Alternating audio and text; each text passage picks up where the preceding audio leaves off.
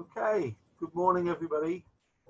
My name is David Porteous. I'm an associate professor in criminology at Middlesex University. I've actually been here for 19 years, I think. So I'm very committed to Middlesex and all that it stands for.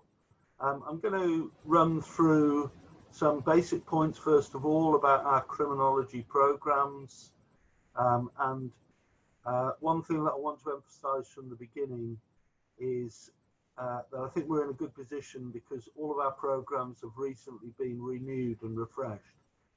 And what it means is they're up to date, and both in terms of the content, but also in terms of learning and teaching approaches, a much greater variety of those than in the past. And the integration, of course, of online technologies and materials has become a big factor. Okay, so next slide, please.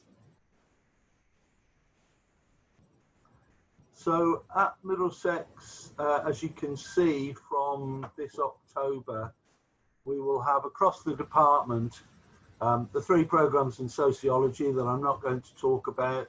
The department covers both these areas and they do interrelate.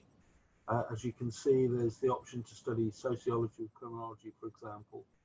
But I'm going to focus on the criminology programs, which is what I think you're here to hear about.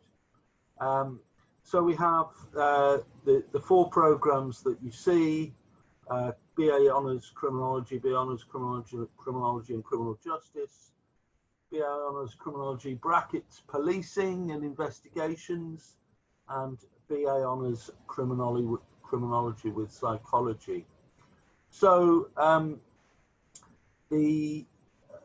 all have a common foundation in criminology. The criminology with psychology degree includes a couple of psychologically oriented modules in the first year, but otherwise it's an underpinning foundation in criminology. I'll talk through that in a second. And then the different programs, criminology and criminal justice, criminology, policing, investigations, etc., have a slightly different balance. So criminal justice includes as core modules more things on the criminal justice system, modules on penology, why we punish, on policing, and so on. The policing investigations degree is an academic degree. It's not like the policing apprenticeship program, for example, which you would apply to directly by applying to your local police area. It is more academic. It's studied more conventionally over 3 years, like a normal degree program, and so on. And included, the difference as well relates to the investigation. So this isn't, if you like, only a degree program for those interested in joining the police, as we know them at different levels, but also maybe interested in investigative work in other areas. For example, wildlife crime is an area that a colleague of mine, Angus Nurse, has worked in previous to becoming a lecturer in criminology. But there are all sorts of organisations that conduct investigations in areas like health and social care, and in relation to business, for example. So it's much wider than just the police. And criminology with psychology is more like a joint honours degree, but it's kind of 75% criminology and 25% psychology. And the psychology modules do focus on criminological areas. Okay, so next slide. I think I would highlight these distinctive features of our new programs. So all of them combine a solid core. You do certain modules which are compulsory, which you have to do. That is especially in the case in the first year, where all modules that you do are compulsory. And then it becomes less so as you go into the second and in particular the third year, where you will find a range of options to choose from on a whole, on a variety of different areas, both covering different forms of crime and different institutions of criminal justice. So that allows you to really hone in on areas of criminology that you're particularly interested in. Secondly, as I say, these are new programs, and we've taken a lot of effort to ensure that we're using both traditional university teaching methods. So you would think of a lecture and a seminar as being staple forms of university teaching, lectures in which people, in which the lecturers sort of introduce topics and try to bring the subject to life, and so on. And then seminar teaching, where you get a chance to discuss these ideas yourselves, and they're very much more student-led, and that includes your reflections on work you've done outside of the classroom. So you have those traditional university teaching methods, but you also have a focus on active and problem-based learning. Essentially, in the last 20 years or so, and perhaps more especially the last 10 years, the focus has shifted partly because of the internet and the fact that it's very easy to get hold of information, to forms of learning that focus on what you do with that learning and involve doing things. So not just listening and taking notes, if you like, but actually problem solving and so on. And reflected in that is our assessment scheme, which I'll talk about in more detail, which now includes a diverse range of assessments. It used to be sort of mostly exams and essays, and now, as you'll see, it includes a variety of things, which is good because it tests a variety of skills that are appropriate for developing yourself for the workplace, and because we all learn in different ways, and educational sort of philosophy has taken that on board recently, and so has introduced a much wider range of learning methods to be more appropriate for the diverse range of skills which everyone will have. Thirdly, we really want, criminology is an applied discipline in any way, but it's important to emphasize that in our department we are very engaged as researchers in real-world research problems. So, for example, I have a colleague at the moment who's just put into a funding bid, which is looking at how, which if they get the funding, will look at how youth offending services have adapted to the COVID-19 epidemic by maintaining online contact with clients who they are supervising, for example, in the community. So young people on community sentences, how are youth justice services coping at the moment? And that's just one example, if you like, of how we're sort of not living in an ivory tower and only concerned with theory, but are really interested in applying the theories and the research that we do to making real world changes. And finally, I think Middlesex as a university has a very strong culture, one that seriously aims to put students first. And this is shown in a variety of ways. And again, I'll go into more of it. But what I think we really try to develop at Middlesex is amongst students a sense of community, a sense of learning together and what have you. And that's a real strength from my perspective of the university. Okay, so next slide.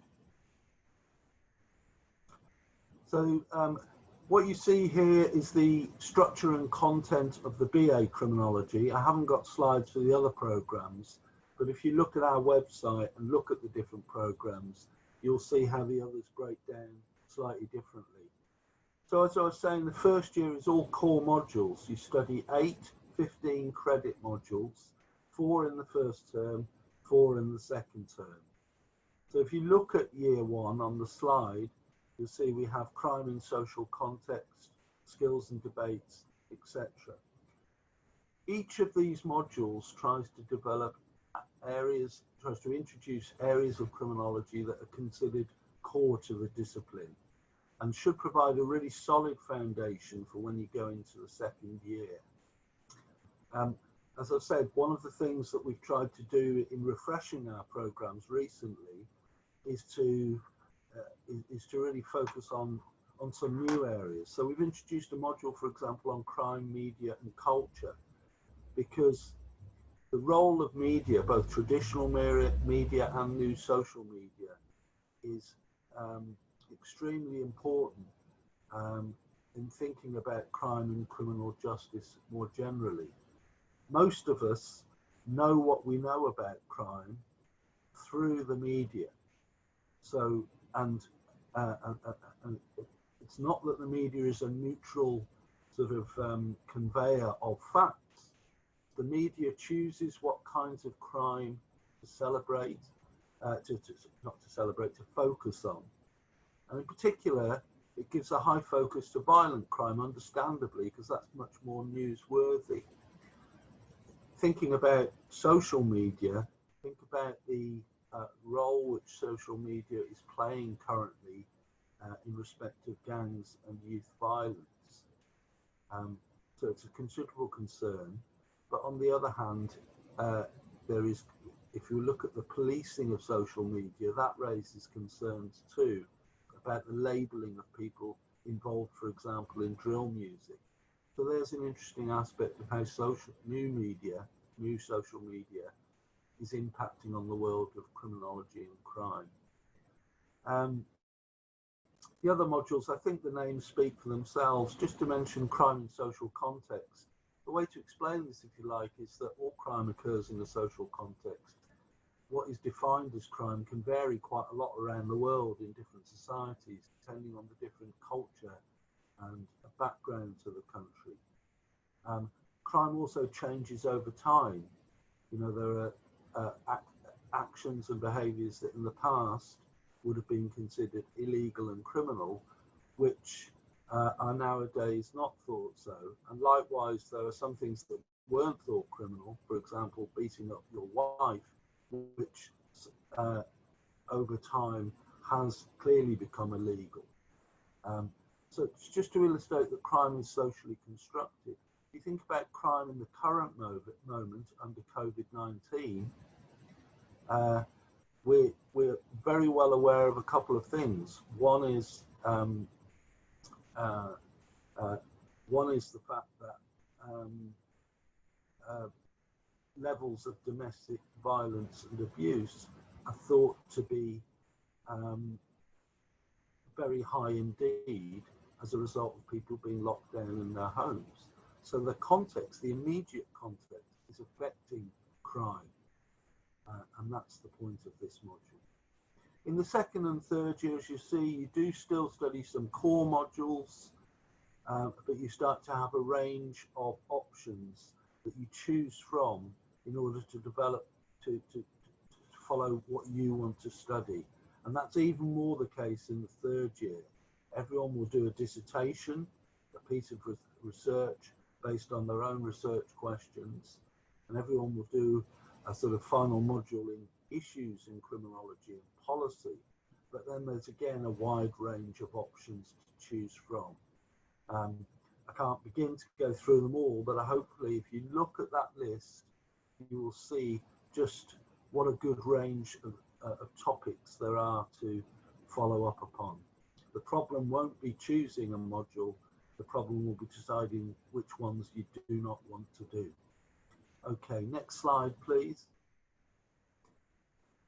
Now, I talked about different ways of learning. I'm going to talk about the impact of COVID-19 for anyone who's coming in October. But of course, lectures, here's a picture of a lecture theatre at Middlesex, remain very important. The idea is not so much to convey knowledge, as I say, we can acquire knowledge in different ways, but rather lecturers to show why certain things are important, and you know, how you use information, and to talk about their own research and bring the subject to life. Seminars I've mentioned as well, very important, very much the point where you can debate and discuss ideas that you are learning about through your course. So they play a critical function in terms of developing skills of argument and debate that are very important. Okay. There's also now, you will also now do a lot of work in computer workshops where you're sort of still guided by a seminar tutor, but you're often working through exercises on a computer, sometimes in pairs and what have you. So this is a chance to both conduct research by looking and analysing things like statistics or more qualitative data online, but also to learn about packages such as SPSS and NVivo, which is packages that assist with the analysis of quantitative and qualitative data. So through the workshops, you get to learn how these packages work, and then you can apply them. The next picture there shows someone in two people having a one-to-one chat. So that's an important aspect. It's not all group work and so on. You will get an opportunity to liaise directly with your tutors, and this can be especially focused on assignments, for example. Next, group work. Okay, that picture is supposed to indicate group work. A lot of the time that you spend at university is spent doing individual work, but there's also quite a strong emphasis here on doing group work, not least because that's an important skill to develop as you enter the marketplace. The picture in the middle shows someone in a library, and of course, even though nowadays almost all information is available online, if you want it to be, still we have a big library with a big criminology section with lots of books for those of you who still prefer to get out, like me, a book and read it rather than look at something on the screen. The big point though is that university life really does involve, compared to college and school, a lot more independent study. So you can expect to be in lectures and seminars for around 12 hours a week in the first year, down to sort of 10 or 8 hours in the second and third years. But it's a full-time course, and all that other time is your time for doing independent study or, if appropriate, group work. Middlesex is very well equipped now with learning technologies, and all courses are supported by a range of online learning materials and by the use of modern technologies both to communicate that material and also to analyse and research materials. Finally, the other way in which you can learn is by going out of the university and visiting places. We do prison visits, for example. We also do court visits, and I think the final picture, final picture shows the Museum of Childhood. So this is my area of research: children, young people, and crime. So I've taken people to the Museum of Childhood, which is quite interesting in showing the history of childhood and the way it's evolved over time, and how delinquency and youth have always, if you like, been connected concepts. The larger point, though, is that we like to go out of the university as well and go out and do stuff in the community. And that becomes increasingly important as you get into your second and third years. Okay, next slide, please.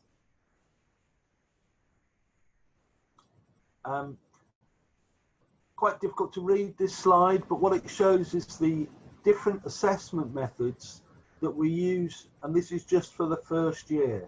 So what I wanted to emphasize here was what I said about the different modes of assessment, not just essays and exams. Relatively few exams, in fact, perhaps 10 to 20% of all your assessment would be in exams, if that. Instead, what you do is a lot of coursework and different types of coursework. So we do still have some essays, but you'll also see both individual and group presentations, reflexive online diaries, workbooks, analysis of particular criminological data sets, online quizzes, and in-class tests, as well as standard examinations. The intention is to, as I said before, to assess different skills and to equip you, if you like, to develop a range of skills that will stand you in good stead in the future. And that continues that kind of range through the second and the third year. It's mostly coursework, as I say, it's 80 to 90% coursework, continuous assessment over the course of the program, and there are some exams. The reason we've included some exams is that when you're applying for jobs, when you leave university, you might well have to sit an exam. So we don't want you to have gone 3 years through a degree and never have done one. Okay, next slide.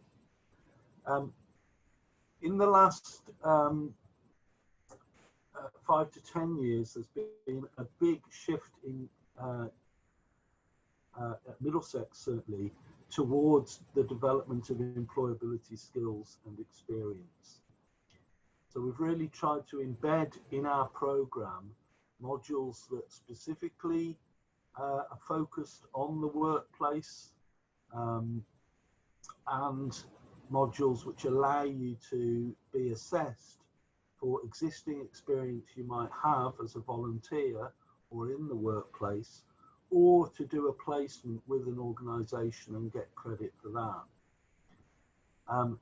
Beyond those specific modules, in other modules, for example, I have a third year module called Gangs and Group Offending. We bring in guest lecturers. So in case of that module, we bring in police, we bring in gangs workers, we bring in people who were in the gang and are now working with gangs in terms of gang prevention. So there's that sense of the workplace and of people who work in the field coming in to give lectures and talk about their side of things from the practical side. And then the employability service puts on things like employment fairs and can assist with seed development, with support in looking for placements or in applying for jobs when it gets to your third year. And then the other thing to emphasize is practice-focused learning. So this is, if you like, the connection with the real world and with the real things that people like police officers, probation officers, youth justice workers, investigators do. So we introduce within modules on all sorts of topics what employability skills that you're going to need in the workplace as well. Okay, next up, please. Just briefly, I'm not sure whether you are coming to the open day with a view to starting, if you like, in September 21 or September 20. But I just wanted to say something briefly about the COVID-19 situation. For a start off, within Criminology and Sociology, all of our courses are planned to go ahead in September. Clearly, we are dependent on, first of all, the government to make decisions about things like physical distancing and so on, and more generally about what institutions can do. So the situation remains ongoing and a bit uncertain. But what we're clear about is that we have in place the technologies and the curricula that means that we can cope with whatever's thrown at us come this September. We already had some experience of this in the last 3 weeks of term at the beginning of the lockdown, when we were still teaching and learning. So we quickly moved to using things like Zoom, which we're using today, but also Microsoft Teams and Skype and Adobe Connect. All of these different platforms enable both for online lectures to take place or for lectures to be recorded and placed online, but also for interactive seminars and for one-to-one support with students. So we already had some experience of that. It was already taking place beforehand. A number of lectures, for example, are recorded so that you can watch them any time. We will be aiming, and I think we can be 99% certain of this, to have some contact in the autumn term, even if we're still in even if the impact of COVID-19 means that we're not fully back to normal. So we do think it's important to bring students on campus if they're able to come, so that you get a chance to properly meet each other, see the university, be part of it, and so on. So ultimately, the aim is to deliver as good a learning experience as you would have if you were here. And it means we're really thinking hard now about how we're going to sort of change things, adjust things, so as to maximize your experience. Okay, thank you. Right, we're getting towards the end. I said at the beginning, Middlesex is very proud of developing a sort of sense of community across the university and so on. And certainly the culture, I think, is true for the university, but also for our department.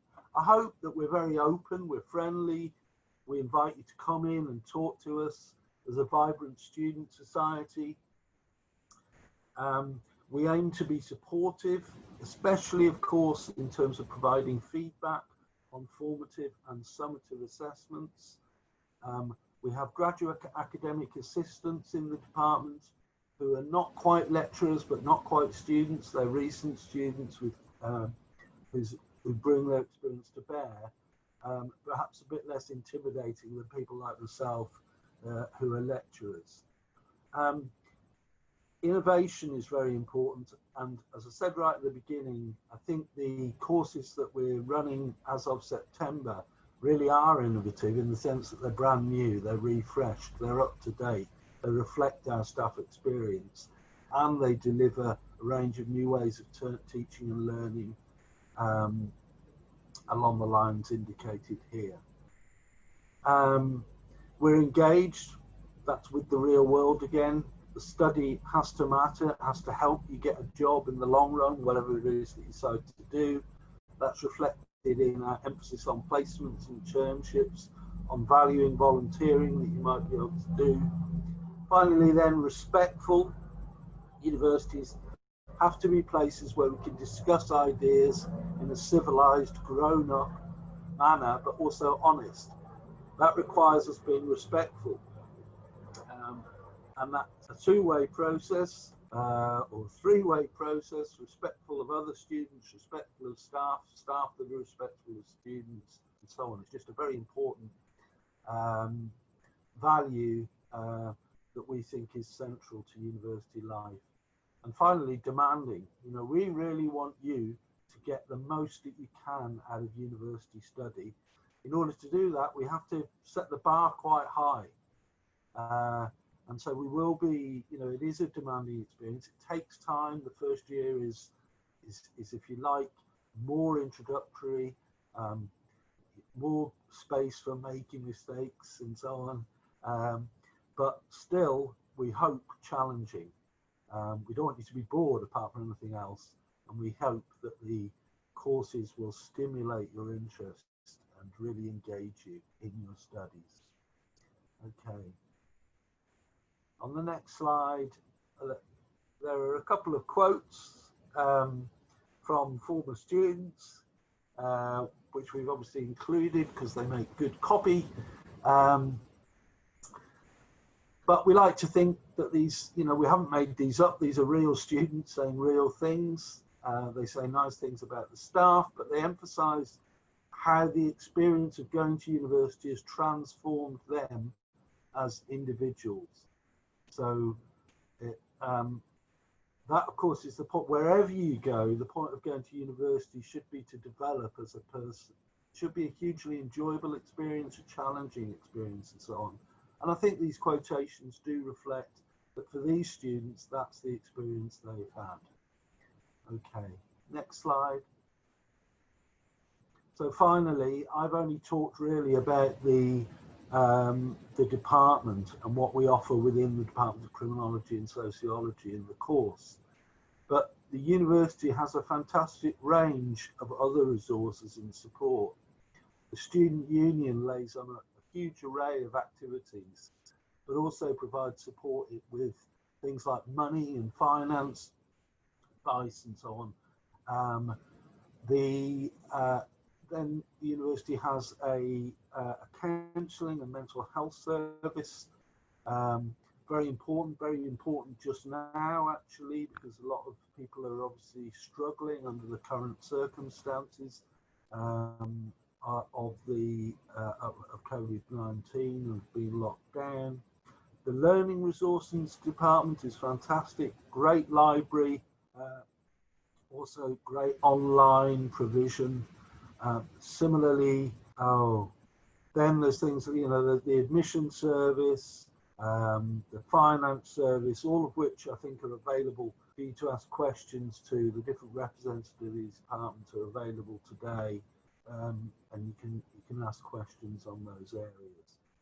So all in all, it's important to emphasise that although I've focused on what we teach and how you learn, going to university is a much wider experience than that, and the university is very well equipped to deliver on all these fronts. So thank you very much for your time. I think there's time for some questions if you have them. David, we don't have that much time. Would we be able to redirect people to Unibody to ask you and your colleague? Yeah. Would that be all right? Yeah. So 11:50. The webinar going to start soon. Okay. Sorry. I have a habit of going on too long, so I'm sorry if I've done that. But yeah, what Charmaine was saying, Charmaine's hosted our webinar very kindly, is that if you go to the Unibody chat system, I'm going to go there immediately I finish now, and I can answer questions there. So that's probably the best case, because from what I gather, we need to conclude the webinar at this stage. Okay.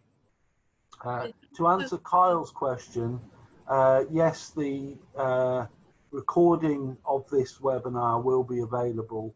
I think Charmaine will organise that shortly after I stop talking, really. So you'll be able to get that link, Kyle.